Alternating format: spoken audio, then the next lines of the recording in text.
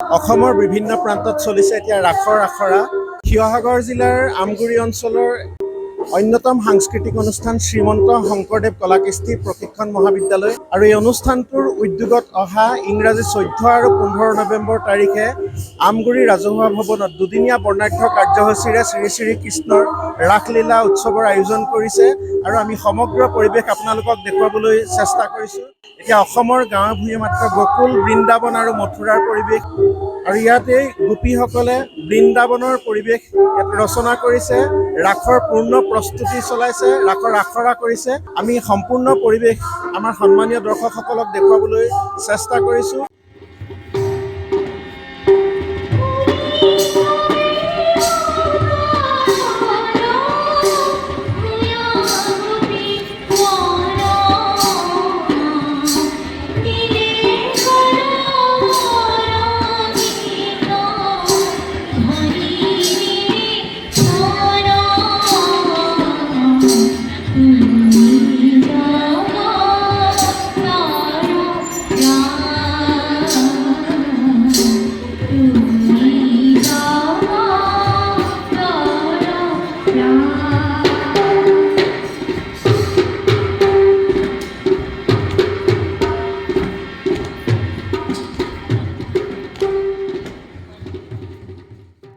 আৰু আমাৰ মাজত এই মুহূৰ্তত উপস্থিত আছে শ্ৰীমন্ত শংকৰদেৱ কলাকৃষ্টি প্ৰশিক্ষণ মহাবিদ্যালয়ৰ সন্মানীয় অধ্যক্ষ অজয় ভূঞা ডাঙৰীয়া। এই উৎসৱ উদযাপনৰ সম্পৰ্কে আমি তেখেতৰ ওচৰলৈ যাব বিচাৰিছোঁ আৰু তেখেতৰ পৰা আমি কিছু কথা জানিব বিচাৰিছোঁ।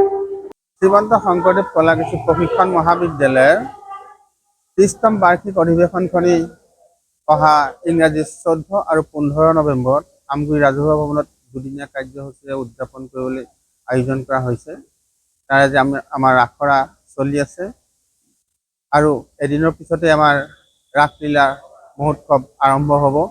আৰম্ভণিতে আমাৰ পতাকা উত্তোলনৰ পৰা আদি কৰি নাম প্ৰসংগ, গধূলিলৈ বন্তি প্ৰজ্বলন, কংসালয়, নন্দালয় আৰু মহাৰাস অনুষ্ঠিত হ'ব। দ্বিতীয় দিনা আমাৰ বিশেষ আকৰ্ষণ হ'ব মহিলাৰ দ্বাৰা কংসালয় প্ৰদৰ্শন হ'ব আৰু নন্দালয় আৰু মহাৰাসো প্ৰদৰ্শন কৰা হ'ব। হয়, নিশ্চয়কৈ ক'ব লাগিব শ্ৰীমন্ত শংকৰদেৱ কলাকৃষ্টি প্ৰশিক্ষণ মহাবিদ্যালয় আমগুৰি অঞ্চলৰ এটি আগশাৰীৰ সাংস্কৃতিক অনুষ্ঠান আৰু এই অনুষ্ঠানটোৰ জৰিয়তে অঞ্চলটোৰ যিসকল নৱপ্ৰজন্ম, এই নৱপ্ৰজন্মক সংস্কৃতিৰ এটা বাট দেখুৱাবলৈ যৎপূৰ্ণাস্তি চেষ্টা অব্যাহত ৰাখিছে। আমি এই আপাহতে সন্মানীয় অধ্যক্ষ অজয় ভূঞা ডাঙৰীয়াক আমি আন্তৰিক ধন্যবাদ জ্ঞাপন কৰিছোঁ। আৰু এই মুহূৰ্তত আমাৰ মাজত উপস্থিত আছে মহাৰাসৰ এটি দৃশ্য বস্ত্ৰহৰণ। এই বস্ত্ৰহৰণৰ কৃষ্ণ এগৰাকী কণমানি আমাৰ মাজত উপস্থিত আছে। এই বস্ত্ৰহৰণৰ কৃষ্ণ চৰিত্ৰত তেখেতে ৰূপায়ণ কৰিছে। আমি তেখেতৰ ওচৰলৈ যাব বিচাৰিছোঁ আৰু এটি সংলাপ শুনিব বিচাৰিছোঁ। গোপিকাসকল, মই তোমালোকৰ মনৰ সকলো কথা বুজিব পাৰিছোঁ। তোমালোকে মোক যি কথা ক'বলৈ বেয়া পাইছা সেই কথা মোৰ আত্মবোধগম্য। তোমালোকে মোক যিদৰে ভাবিছা সেইদৰে মোক নোপোৱা। একান্ত মনে একাত্মভাৱে ভজনা কৰিলেহে তোমালোকে মোৰ আশ্ৰয় লাভ কৰিব পাৰিবা। বাৰু, এতিয়া তোমালোক নিজ নিজ গৃহলৈ যোৱা।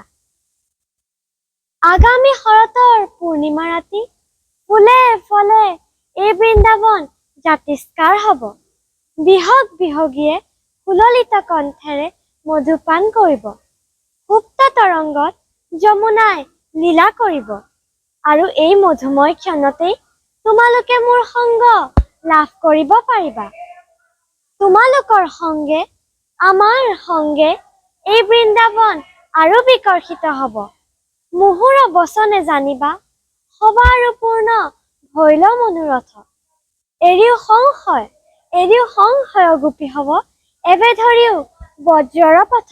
আমি কৃষ্ণৰ চৰিত্ৰ ৰূপায়ণ কৰা কণমানি আকাংক্ষা খাউণ্ডক আন্তৰিক ধন্যবাদ জনাইছোঁ আৰু এই মুহূৰ্তত এই সমগ্ৰ ৰাস অনুষ্ঠানটোত সুন্দৰভাৱে কণ্ঠ নিগৰুৱা ৰিমি কলিতা আৰু মাইনু কলিতা আছে। আমি তেখেতলোকৰ ওচৰলৈও যাব বিচাৰিছোঁ আৰু তেখেতলোকৰ কণ্ঠত এটি ৰাসৰ গীত শুনিব বিচাৰিছোঁ।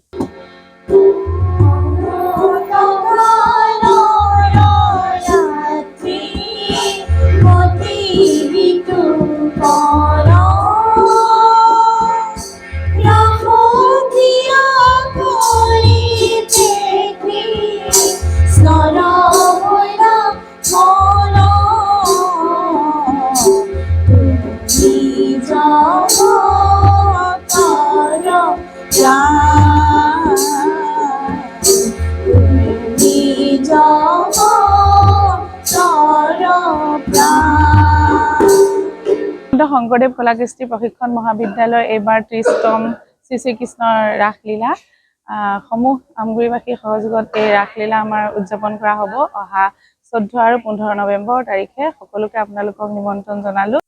নমস্কাৰ, শ্ৰীমন্ত শংকৰদেৱ কলাকৃষ্টি প্ৰশিক্ষণ মহাবিদ্যালয়ৰ এইবাৰ 30তম শ্ৰী শ্ৰীকৃষ্ণৰ ৰাসলীলা, সেইটো আমাৰ বাবে বৰ ভাল লগা কথা। আৰু এই ৰুচেংৰি পেজৰ জৰিয়তে আমি সমূহ আমগুৰিবাসী ৰাইজক আৰু আমগুৰি অঞ্চলৰ ৰাইজক অহা 14 আৰু 15 নৱেম্বৰ তাৰিখে ৰাস চাবলৈ আমন্ত্ৰণ জনাইছোঁ। সকলো আহিব আৰু আমাক উৎসাহিত কৰিব। আৰু ইয়াৰ লগতে আমাৰ এইবাৰ বিশেষ আকৰ্ষণ আমাৰ মহিলাসকলৰ এইবাৰ কংসালয় কৰা হৈছে। গতিকে সকলোকে আমন্ত্ৰণ জনাইছোঁ, সকলো আহিব, আমাৰ ভাল লাগিব। ধন্যবাদ।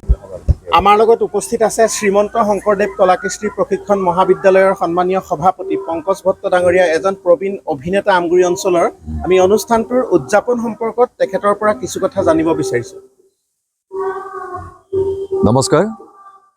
গুৰুজনাৰ নামেৰে নামাকৰণ কৰা শ্ৰীমন্ত শংকৰদেৱ কলাকৃষ্টি প্ৰশিক্ষণ মহাবিদ্যালয়ে 1995 চনৰ এটা দিনত এই আগশাৰীৰ অগ্ৰণী অনুষ্ঠানটো জন্ম হৈছিল।